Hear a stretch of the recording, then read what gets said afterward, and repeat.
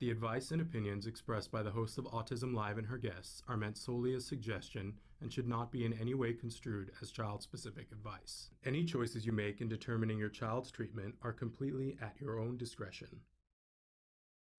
Dr. Doreen Granpeesheh is the Dr. Doreen is an expert in autism. Doreen Granpeesheh. Dr. Granpeesheh. Dr. Doreen Granpeesheh. Dr. Doreen Granpeesheh is a visionary in the field of autism. Now you can ask her questions on Ask Dr. Doreen.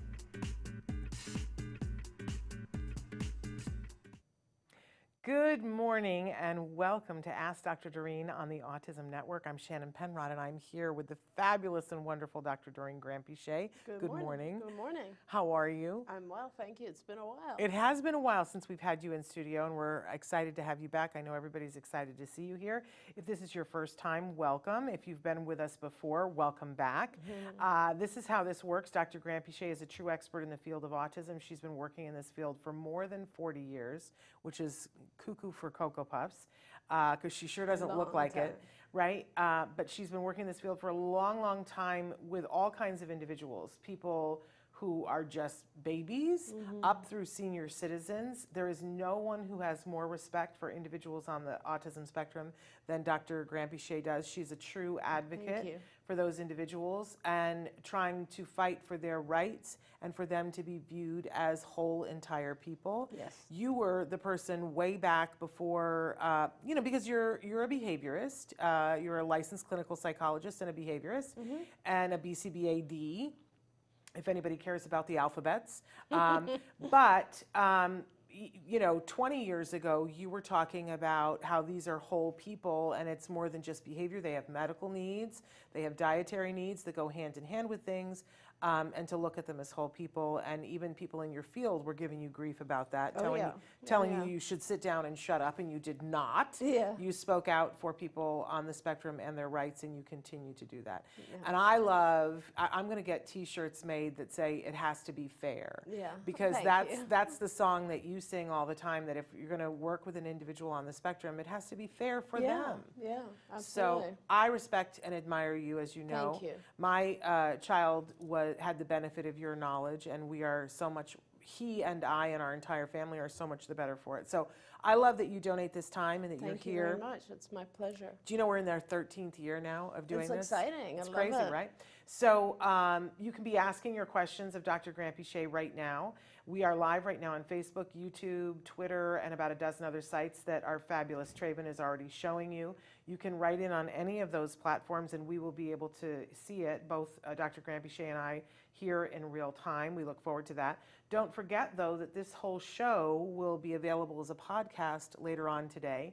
There are really a bunch of different ways that you can watch it. One new way that I'm very excited to share with you is that we have a new app, which you can get right now. If you have an Apple device, then you can get it on the Apple Store. We're working on the Android. Actually, I said this yesterday, and it's a lie. Traven is working on getting it on the Android. But you can get it right now. It's free, and it will show you all the latest videos, and you can look through the library. It's a great way to view our videos, but you can also watch our video library of the last 13 years, 12, we're now in the 13th year, on YouTube. And of course, the audio version is available wherever you get your podcasts. So, wonderful. I'm glad that you guys are here, and I hope that you will write in. Our topic today, we always have a topic to start, but you guys can write in a question about whatever you'd like. But our topic today is perseveration. Yes. This is one of these crazy words that whenever I would hear people say this, I would go, what? And when people would just use, oh, are you perseverating on that? I would be like, that's just weird. Don't use that in a sentence. And now I use it in a sentence all the time. I say I've gone to the dark side. But our starter question, I believe, has to do with this. If you don't mind, I'm going to read it. I have watched all your videos in Autism Live. I've been trying to connect with you for the last few months. I have a son who just turned 9 years old. He is verbal, ASD diagnosed, hyperlexic, fascination towards letters and numbers. He is writing in the air more often. Oh, right. I don't know how to divert that. I am trying different methods, but nothing is working. I know that it's not hurting anybody. I feel it's self-stimulatory behavior. However, in a group class, it's disturbing and shifting the focus. He will have some math problem or counting that he needs to finish writing in the air to continue or rejoin the the session. Example, in a Taekwondo class, all of a sudden he starts writing in the air. That way he won't focus in class and it disturbs the other kids as well. Please help me on how to handle this or guide me if I am looking in a wrong perspective. Please, and you know, she talks about how we can connect with her, but she says, I appreciate everything you do. It has helped us lots of times. Can't thank you enough, Dr. Granpeesheh. So. Sure, so I have a lot of thoughts about this, Yeah. and like it's, you know, we can talk about it. Perseveration as a whole is kind of an interesting thing in autism because nobody really knows what is causing these types of what we call ritualistic, stereotypical behaviors, or self-stimulatory is what it's often called in behavioral lingo.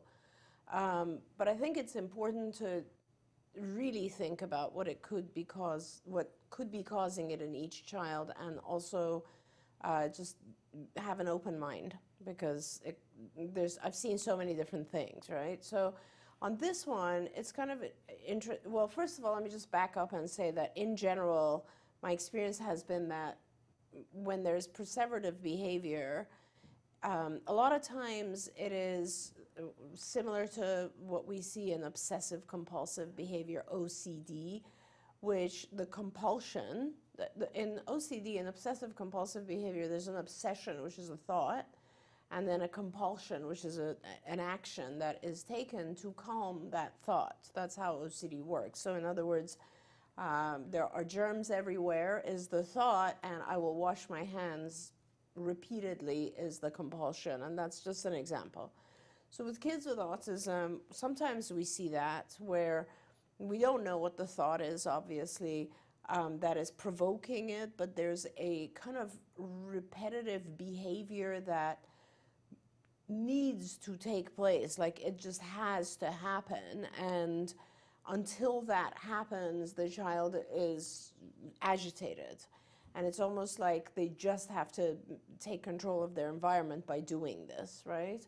And so, and remember, with OCD type behaviors, there's an element of anxiety, where until I've done this compulsion, the world is about to fall apart. You're anxious about it.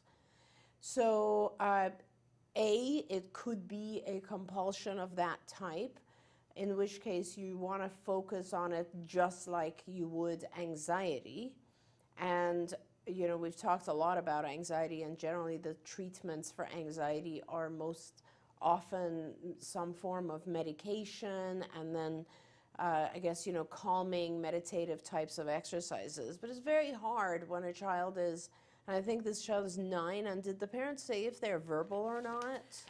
They did not. Yeah. They did not say that. But the child is 9. Oh, no, he is verbal. You're Yes. right. He is verbal. Okay. And so the thing is that, like, sometimes with a child, it sounds like this is a child who might be able to do this, which is allow them some other more acceptable, I guess, way of expressing that need. So perhaps if the child has a way to, like, every time they have some sort of compulsive thing, I don't know, like they'll take something from one pocket and put it in another pocket. Just something that allows them to keep track of the compulsive thought or whatever the anxious thought is.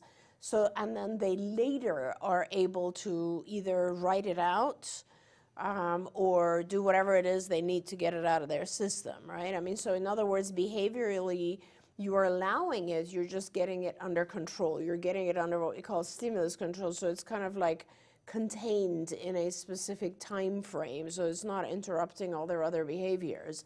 So when it occurs, let's say in the middle of a class or in the middle of a sports activity, they wouldn't stop and be, you know, doing all this kind of stuff. They would just actually just remember that, oh, I can take one marble and put it in my other pocket. That means I have as many as I have here. I'm going to do it multiple times later.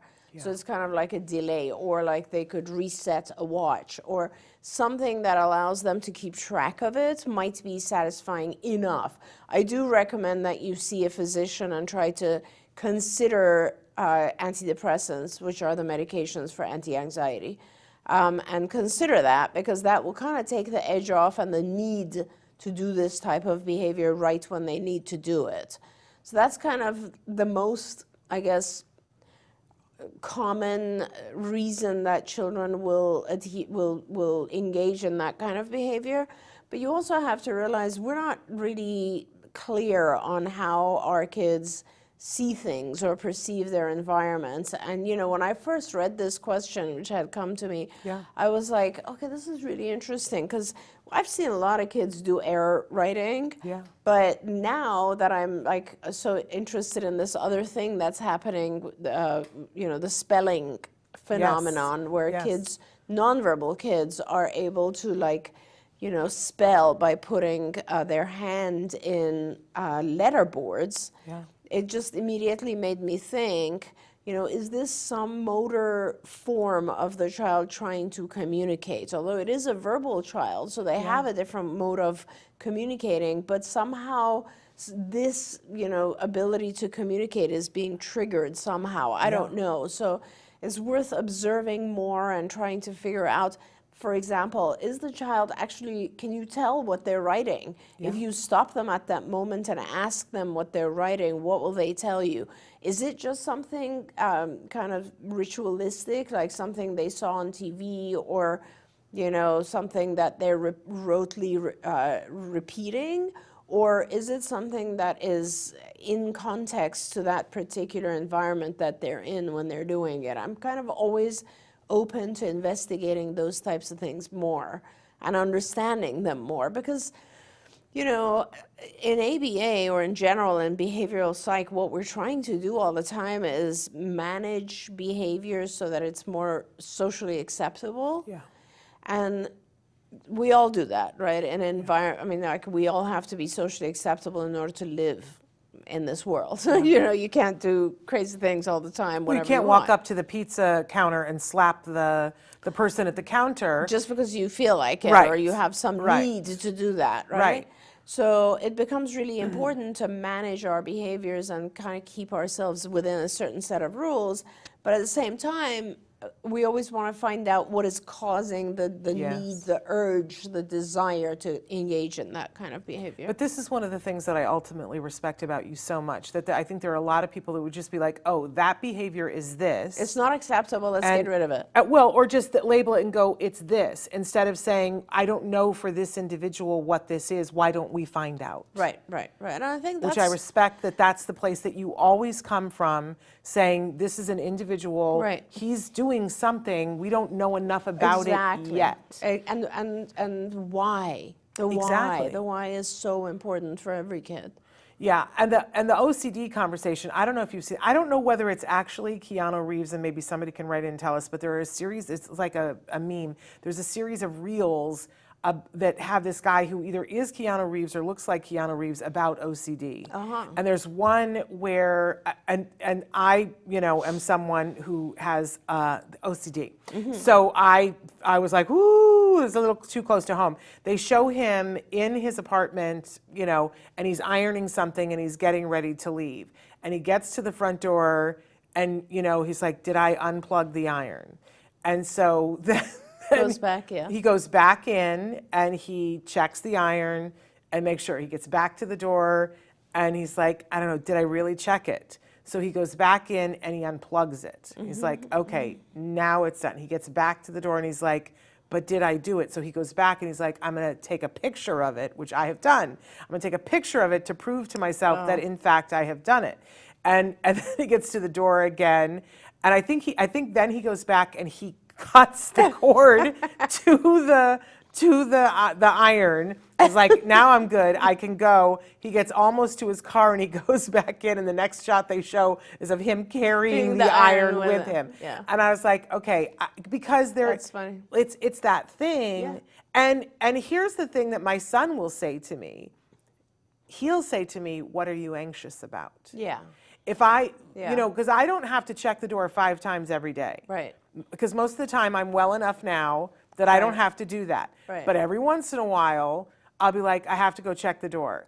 And my son sits in the car and he waits, and I come back and I check the door and I go, I I'm not sure that I checked it. Right. And I'll go back to check it again. And I might do this 3, 4, 5 times.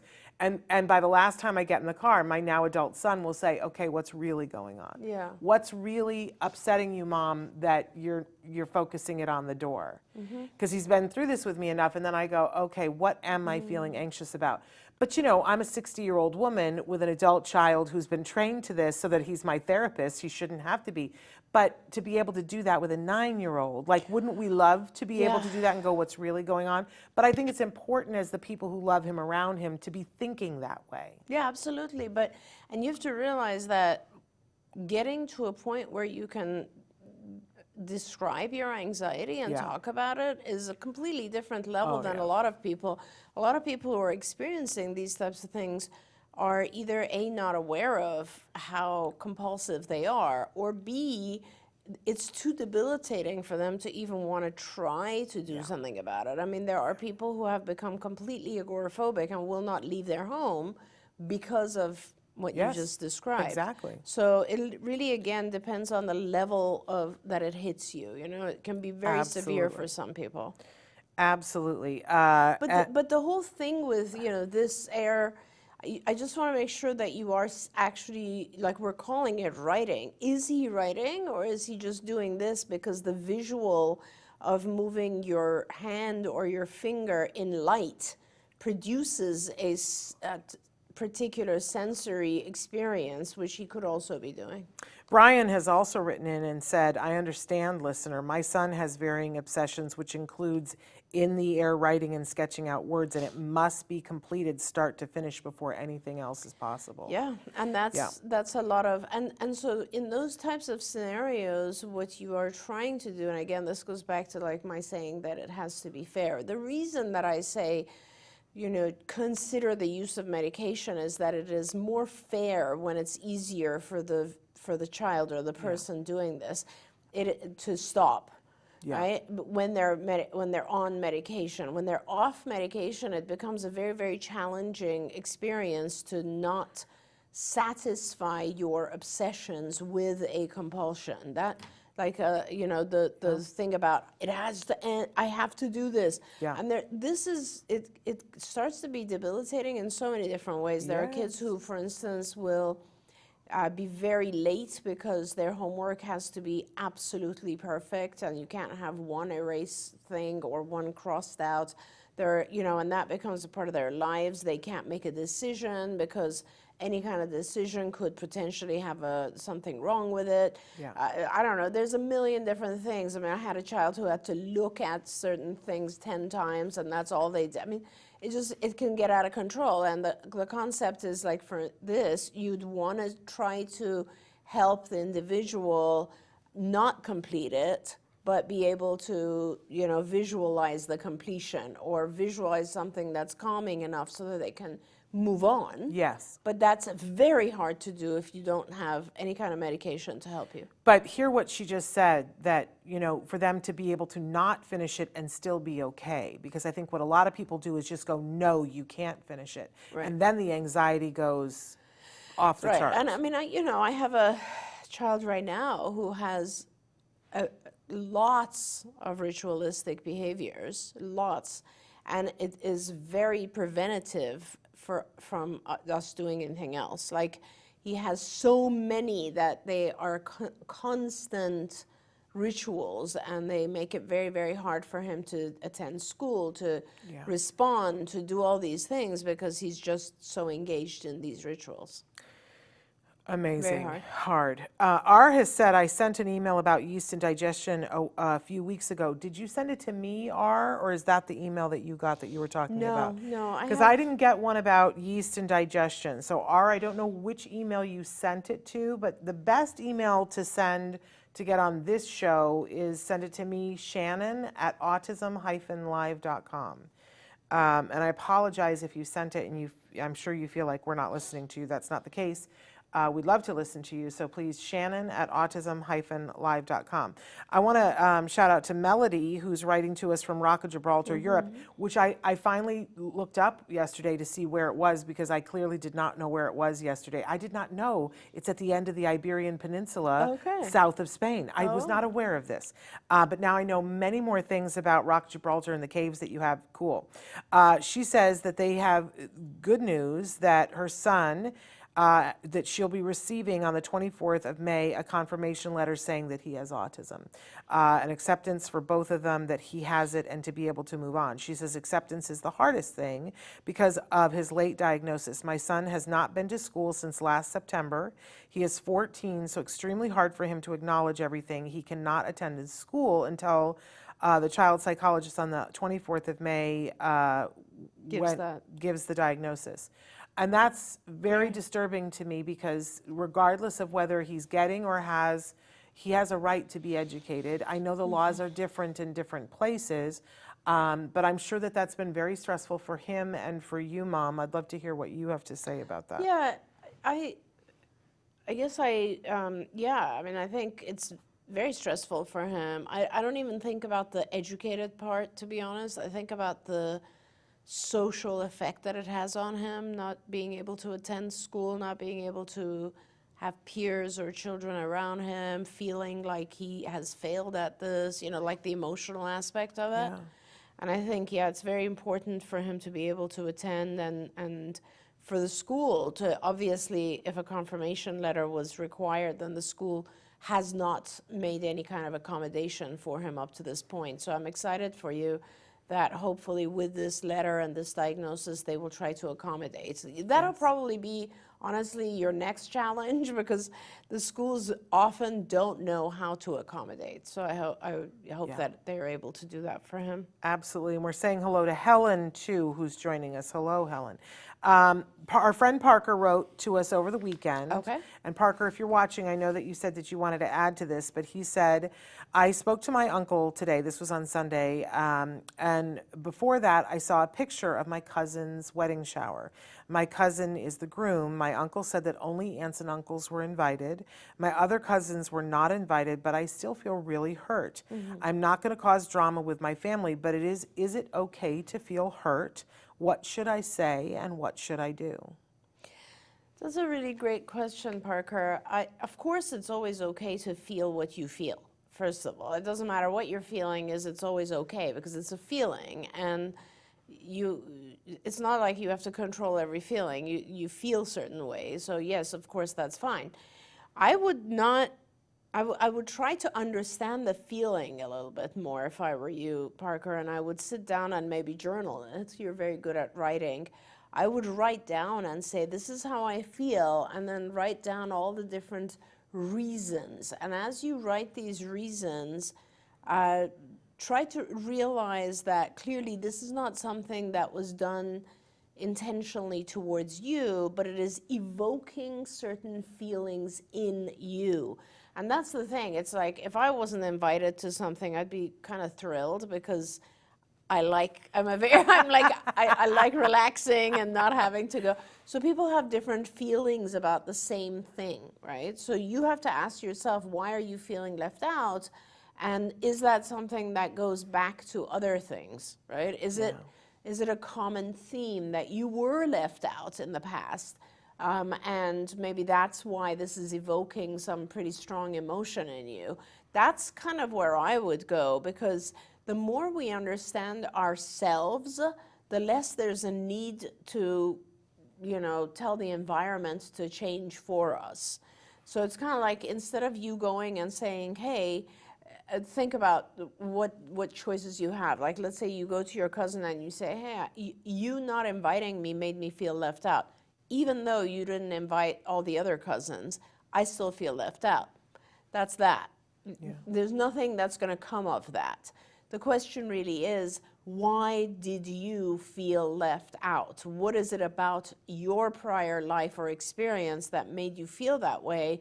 And can you see it in a different light? Because when these things happen in life, it's always about how we perceive things, right? It's always about how we receive something that has just happened. And if you can change the way you receive it, if you can change it to a more neutral or positive view, then you'll be fine.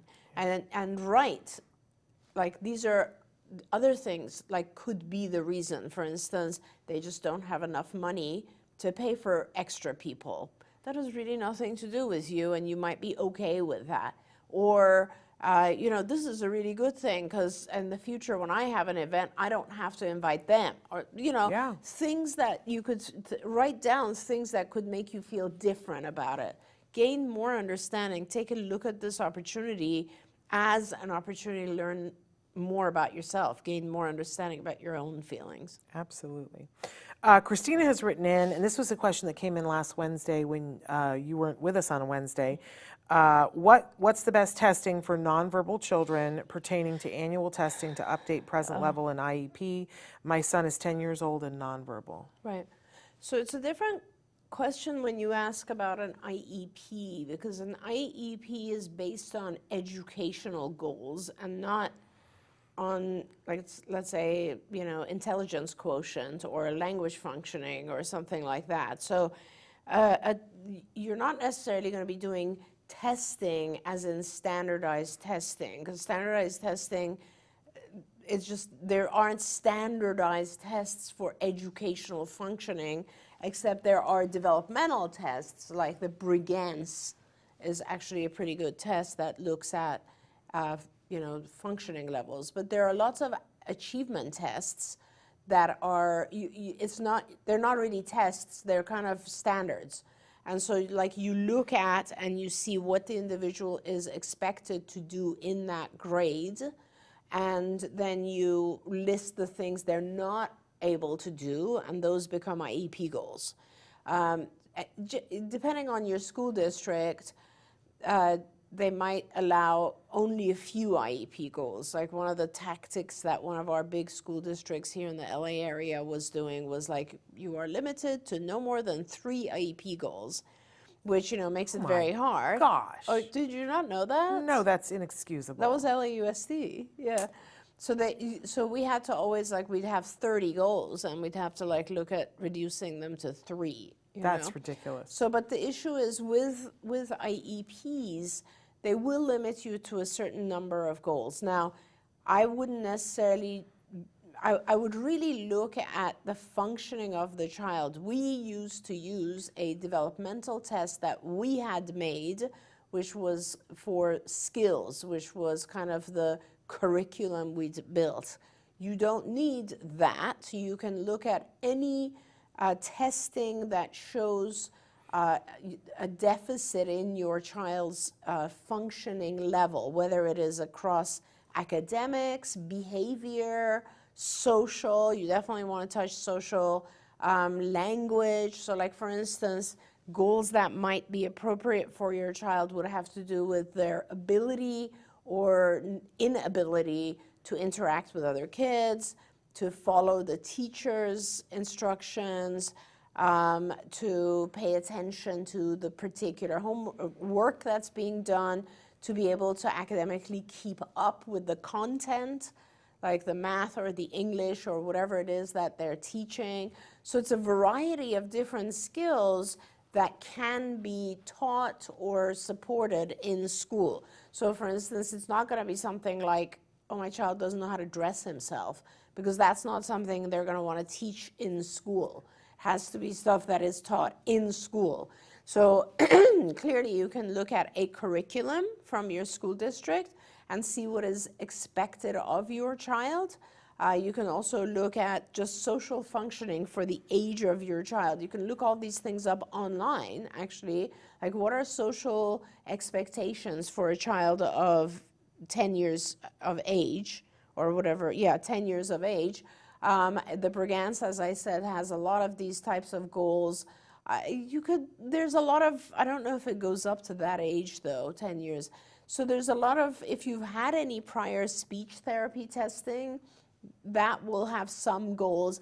It's a broad array of skills that can go into an IEP as long as they're teachable in school. Like, for instance, Your child is maybe not able to go and use the facilities alone. That would be a goal. Is your child able to put their backpack in the location they're meant to? That would be a goal. Is your child able to stand in line with all the other kids? That would be a goal. Is your child able to follow the math instructions? So it could be academic, it could be social, any of those types of things would constitute a goal. She's written in several times. Have you been watching the updates that she's given? No. That she said she was originally looking for what kind of testing, cognitive, developmental, and et cetera, that they currently have 10 goals in the IEP. She wants to know specifically what tests should she ask for, and she says that the developmental age is toddler. Okay, so you're looking at the first test that I would request is probably the Merrill-Palmer, 2 words. It's an IQ test for nonverbal individuals. You could also do the LITER, revised LITER, L-E-I-T-E-R. Both of those are IQ tests, but what comes out of them is a bunch of skills that are below age. So, and they're nonverbal tests. So it'll give you an idea of some of the things that the child is not yet able to do. You would also definitely want to fill out a Vineland, which is a questionnaire that you fill out, or the teacher, but you probably should.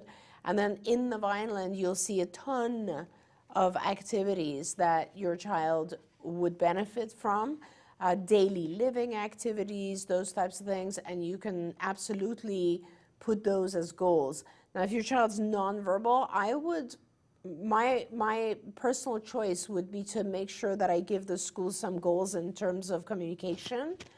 And those could be based on a picture exchange system or based on keyboarding. Like I would like the child to learn sight words perhaps or icons that they could request things. And that would be a goal that the school would have to teach, which is, when I want water, this is the icon for it. When I want to go to the bathroom, this is the icon for it. It's because I don't know your child's level very well. It's anything that would allow the child to communicate their needs better. Yeah. Those goals are super, super important, because if you're not able to communicate your needs, you become frustrated and annoyed and maybe angry, and then you have challenging behaviors. Yeah. So that would probably be some of the stuff that I would look at. Okay. Melody also wants us to know that she has the 14-year-old that's waiting on the diagnosis in Rock of Gibraltar. She says accommodations have been made for school on a one-to-one basis, but at the moment he is on a low iron supplement and deficiency, which affects his mood swings and energy, etc., plus puberty issues. School has been great and extremely helpful, but he is not ready, and the teachers at the moment are not ready. Until the whole team is ready and in place to help him, he is the one who needs the help the most. And I have to say, I love that you say that the school is being helpful and that they're trying to help him, but I'm concerned about this. I understand if he's not ready at the moment because he's got some medical issues, but it always worries me when a teacher says, we're not ready for a child. We'll get that way. I mean, I don't know what makes them ready. Exactly. You know what I mean? It's like, what are you going to how long are you going to sharpen your pencils? I don't know what we're waiting for. Yes, iron deficiency will make him generally lethargic, and mood swings, yes, he's going through puberty. So, even with all of that going on, the school should be able to set specific goals and specific contingencies that work for him. Yeah. So what you're saying is that essentially he has a higher level of frustration right now, perhaps because he's going through puberty, which is totally fine. So increase the reinforcers and reduce the demands. Yeah. Make it fair, again. But they should nevertheless have goals for him. Just because he's low iron and going through puberty doesn't mean we lay off. That's right. and do nothing. That's right. I mean, look at all the circumstances in life and all, like, Yeah. a kid breaks his Yeah. leg skiing Yeah. and he can't come to school, Right, but they right. still educate them. Right. We had a pandemic and people couldn't physically be in school and they had to be at home and sometimes had COVID. We still sent work home for them. Yep. We didn't go, oh, well, I guess we're not going to educate you. And let me just go back. I'm looking at Christina, I guess, who's Yes. asking about the goals.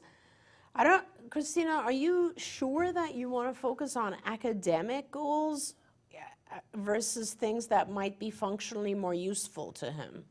So keep in mind, it doesn't have to be academic, the stuff that you're asking for the school to do. Like, for instance, teaching an individual to wait is not necessarily an academic goal, but it's a pretty important one. Teaching an individual to communicate using some augmentative system. And he's got an AAC He's got an device. AAC device. Let them load up the goals on that, because that is like really, really important. Okay, and she says that was a typo error, sorry. Oh.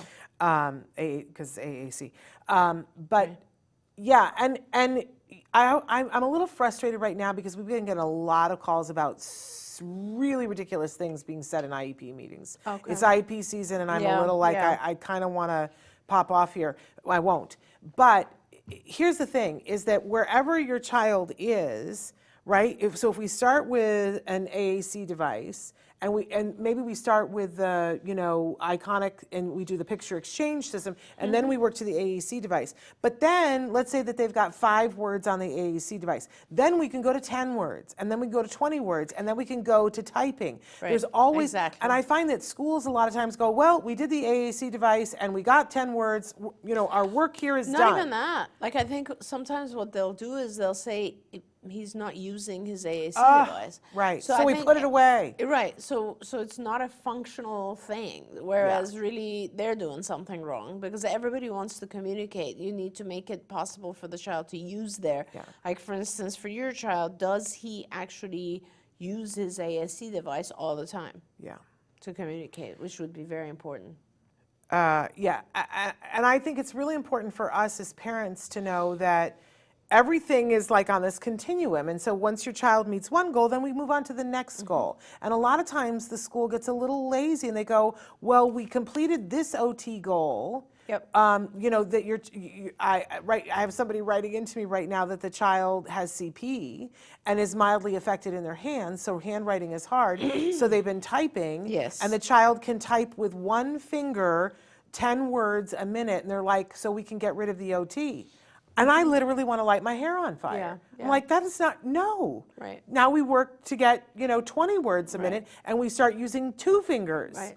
Like, really? Yeah. You're done? Yeah. And I've heard from multiple parents lately saying that the school has said to them, well, we've done everything we can considering their disability. Right. Just light my hair on fire. Right, I have very little fodder right now, but light it on fire.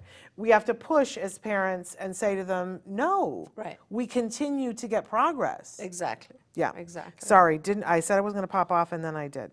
I see R wrote in and said, for OCD, have you tried exposure and response prevention? And yeah, that's kind of what I was talking about earlier, is that you always try to get the individual to prevent that particular response, that compulsive behavior, but it's a lot easier to do when the individual has the aid of an SSRI medication. In other words, it makes the individual less reactive to stopping the compulsion. Because let me tell you, when it's a very severe obsessive compulsive behavior, you can cause rage by response prevention. Yes. And so you need to make sure that the individual is able to actually turn to something else in order to prevent themselves from doing that response. Which goes right back to what we said in the beginning about it has to be fair. Yeah, yeah. If somebody is doing something as a response to something, they have to have an alternative. Otherwise, what are you doing? Exactly. You're just taking away their Exactly. comfort.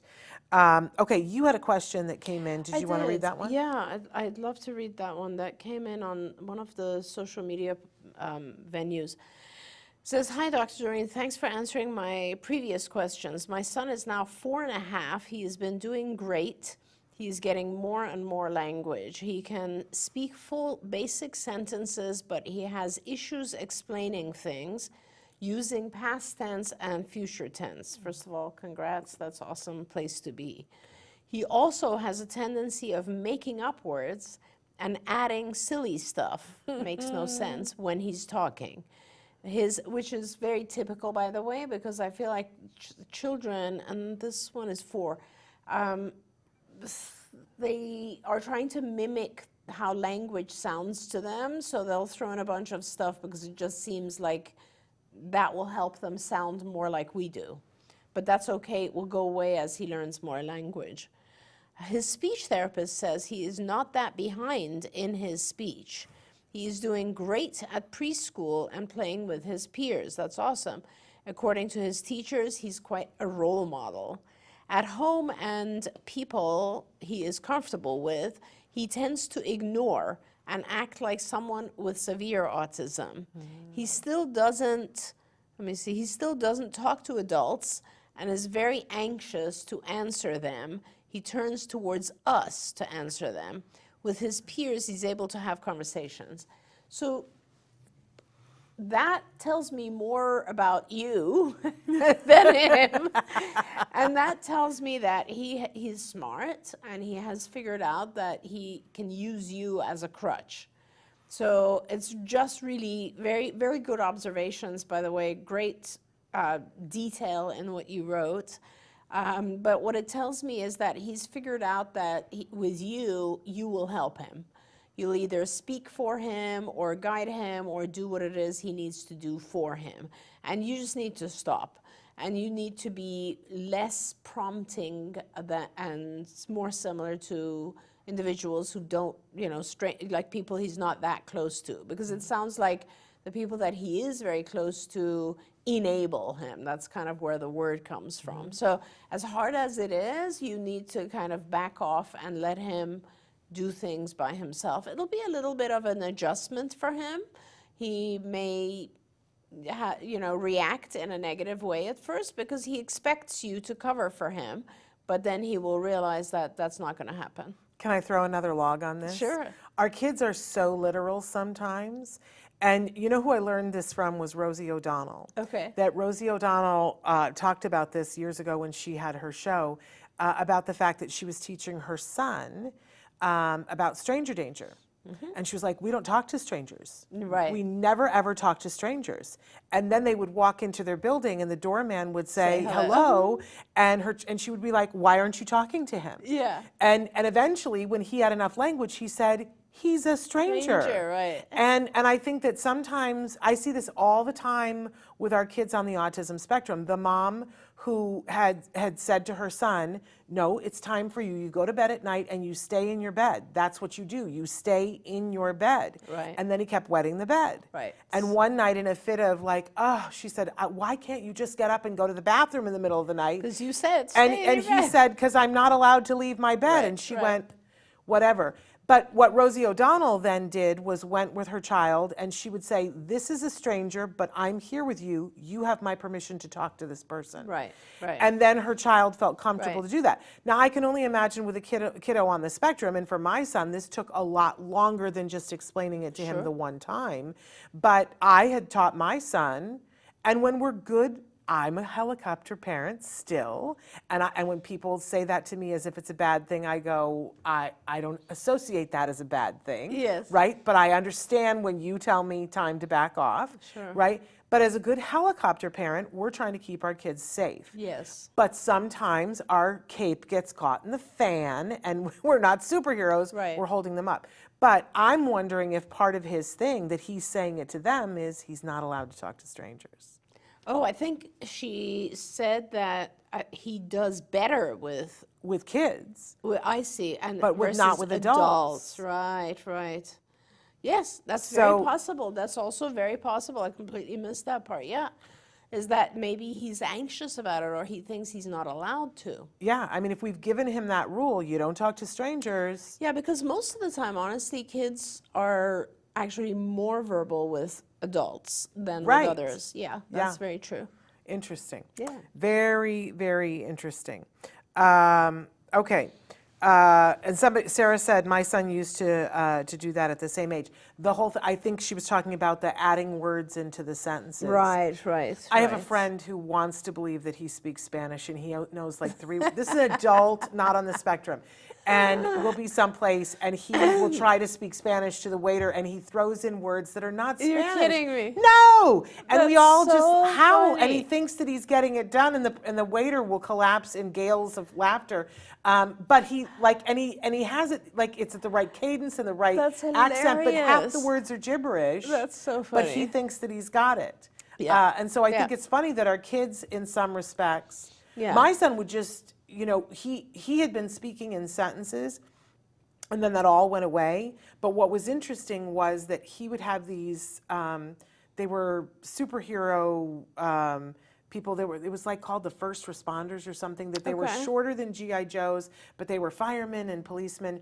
And so he would put them close together, and he knew that they were supposed to be talking. Yeah. But so he would go, Yeah. Oh, wow. That's Because- so interesting. because he had no words to say. But and he would also go, possibly because that's what he heard. maybe. You know, like a lot of times we have to realize like kids will imitate life. Yeah. And so sometimes, like when you say that, the very first thing is, I wonder if he heard things muffled. Maybe. You know, which would delay language acquisition, Yes. right? Because you're just hearing a muffled sound. Yeah.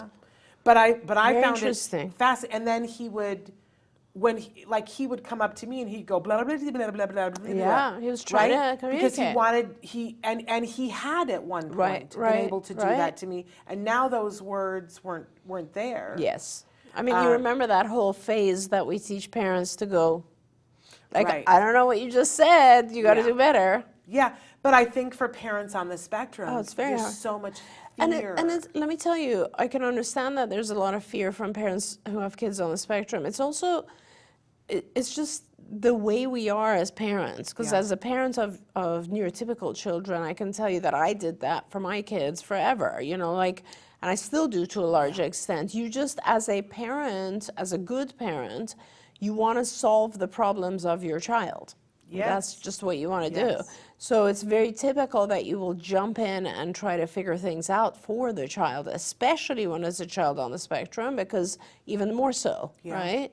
And that just becomes a crutch to them. Yeah. Do you know what I think? I just realized I had this epiphany. One of the things that I think that helped me so much was when I was 20, my dad had a stroke. And my dad, who had been fully verbal, most brilliant person I've ever met in my life, and he lost most of his language, right? And we spent the next 12 years helping him reacquire language. Wow. He never spoke with the same proficiency, and he would have good days and bad days. He never spoke with the same proficiency that he had before the stroke, but I knew what it was to help someone regain language. Interesting. And that I knew that there was Interesting. progress to be had, and so when Jem lost language, it was like, oh, I'm familiar with this. What do we need to do? Let's get in, Right, let's dig right. in, and let's keep working, because we're only going to get someplace better than we are right now. Absolutely. And I remember thinking back then, I was like, oh, that sort of prepared me for this. But then somewhere I tucked that into the recesses Yep. of my mind. But it's ironic to me that my father would lose language and then It's- my kid lost and it must have been language, such a right? difficult thing, such a struggle to go through that Well, for I him think- and for all of you. I think for so many parents, it's, somebody said to me recently, they were like, I don't really understand the mindset of people, parents that have kids on the spectrum. Why are they so fearful? Why are they so? And I said, really? Because, because there's only really, I think, 3 types of autism parents. Either your kid just never met any developmental milestones and you were worried about that. Right. And, right? Then there are people that their kids slowly lost skills that they had, which was me, right? And you have That's a certain very, paranoia very about hard. that because you say, my child is losing skills, and you say it to the pediatrician, and everybody tells you you're imagining it, and you know you're not. so hard. So that's a level of paranoia and distrust of people, right?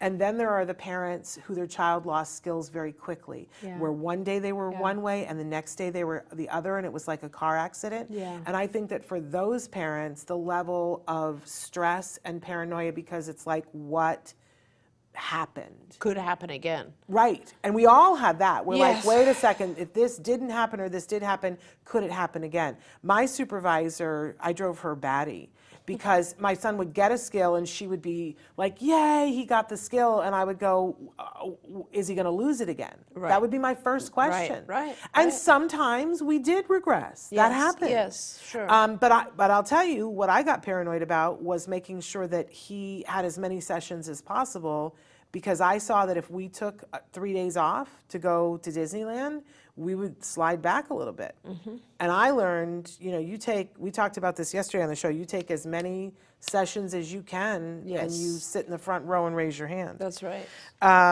Okay, we're saying good morning to our Journey Cameron's New Life. And Melody says, I'm blessed that Autism Live exists. Thank you for answering all my questions, as I am a newbie parent. I am doing a course with other parents who are in the same school as my son, but their kids are a few years younger, and their kids too are on the autism spectrum. We were all helping each other out and learning. I think That's great. what a great thing, because having Yeah. a support group, although I'm sure it feels different for you because your child is older, and I'm going to guess that there is some grief there.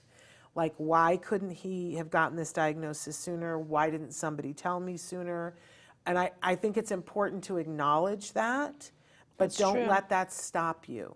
Now Yeah. is the moment. You know now. Yeah, and I just love hearing that there are parents supporting each other, because even no matter what the numbers are, and of course we've not really even discussed how crazy it is that it's now 1 in 36. Yeah. But whatever the numbers are, it just more and more people are experiencing it, and to some extent that becomes, I guess, autism is, take it from me, someone who's been in this field for 45 years. It is a very, very different experience that you're having as a parent today than parents did 40 years ago.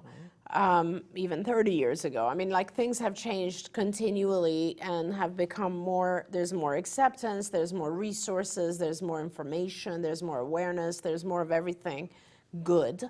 But at the same time, it's still, you as an individual are still going through all the same emotions that the parent did 45 years ago, right? It's Yeah. always the same experience of fear, and I feel like a lot of the fear that comes for parents of kids with autism is just, am I doing the right thing? What is the right thing?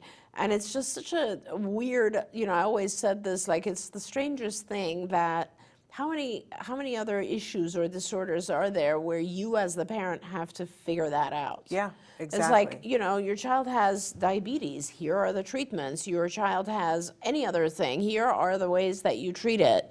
But with autism, there's not only a lot of questions about which one is the right thing, a lot of the treatments are kind of opposed to each other.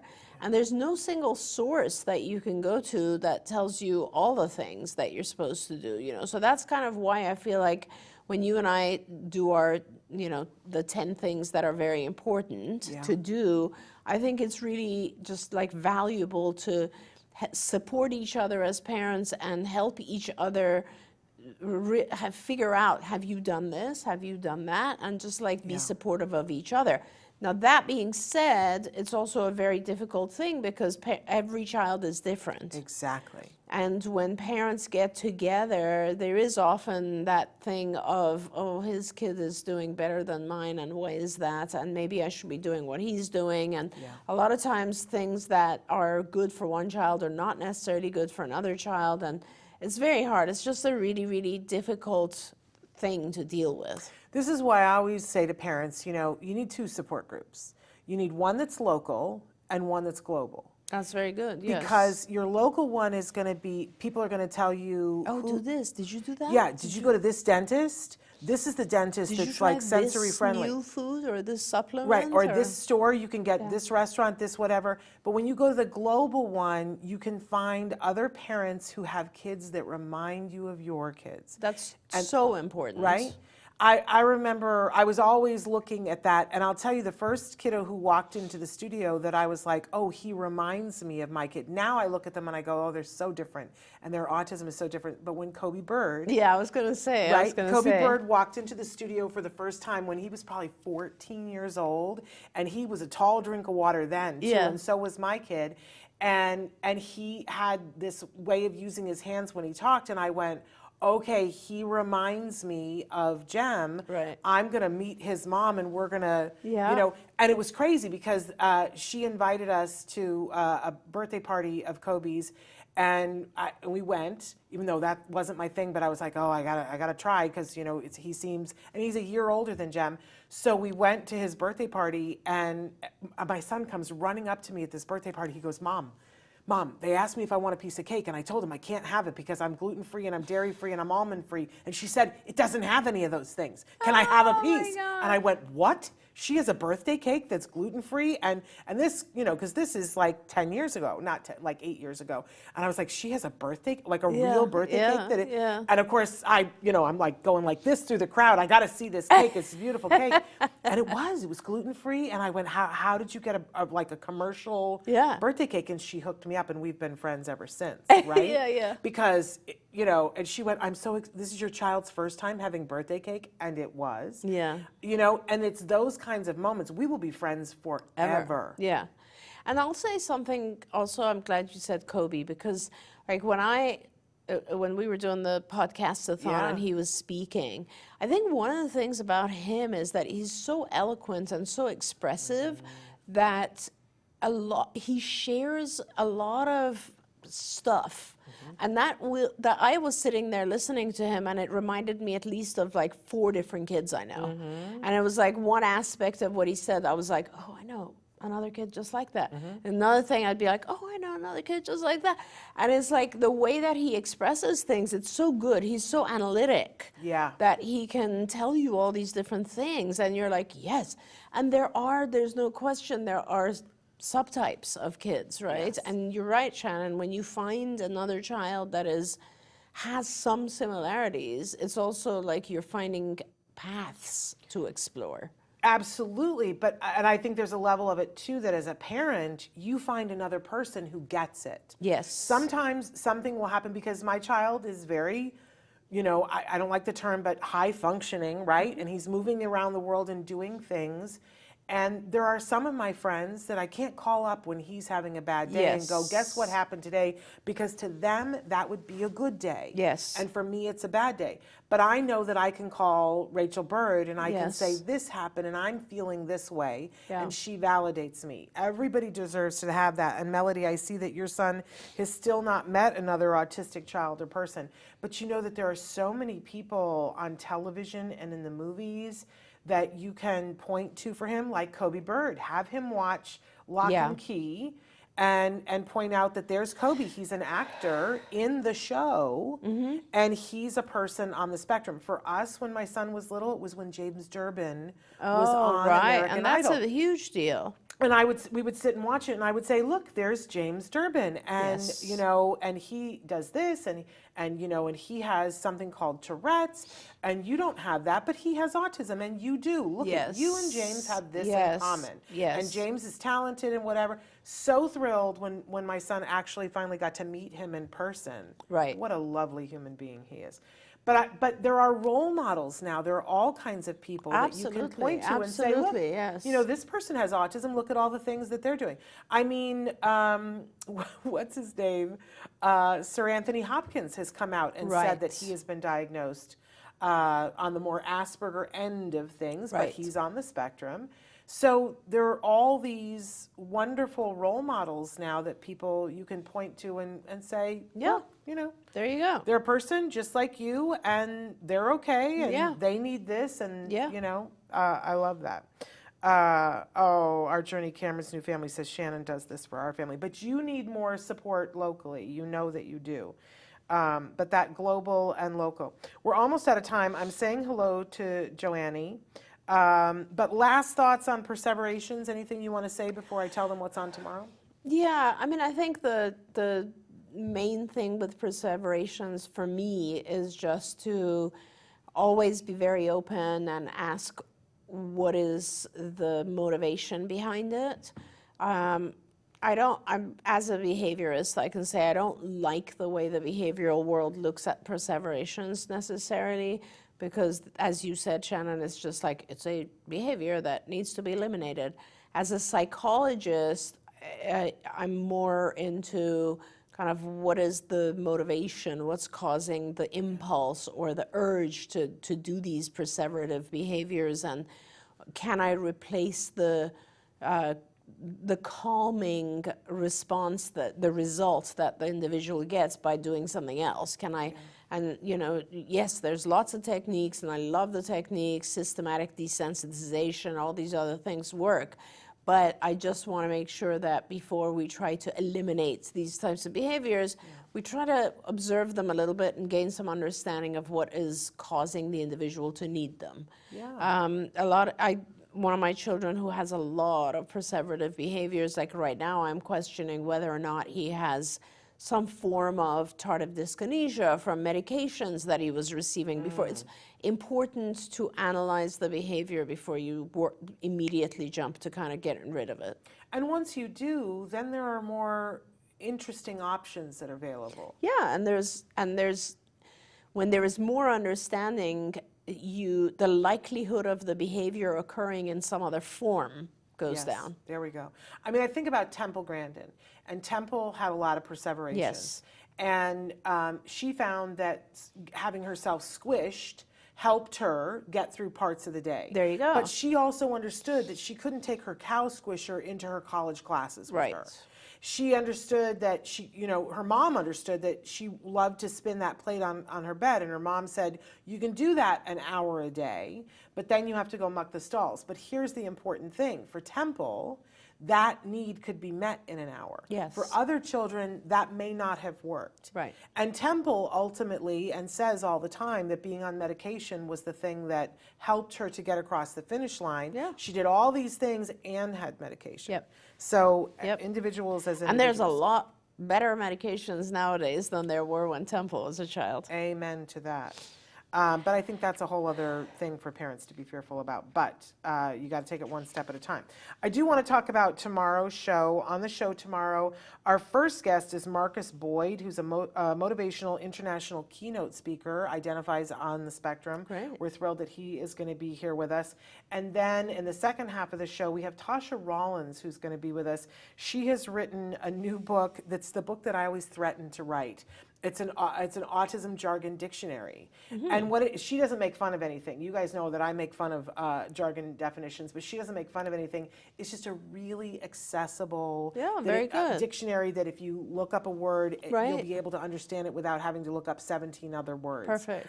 Which is really remarkable. She's going to talk with us about why she felt the need to do that. I think we can all imagine why. But anyway, thank you all for being here. Joannie says she hasn't found anyone like our son Yan because he keeps growing and changing, and that is the truth. That is the truth. But I hope that you'll find somebody that's close enough so that it's a resource for you and for them. We'll be back tomorrow, and thank you. Always You're a pleasure. So nice amazing. to be back. And we'll be back tomorrow with, as I said, Marcus and with Tasha Rawlings. Until then, give your kiddos a hug from me and one for you too. Bye-bye for now. Bye, everyone. Don't forget, you can watch Ask Dr. Doreen live every Tuesday morning at 10 a.m. Pacific time. We hope to see you there.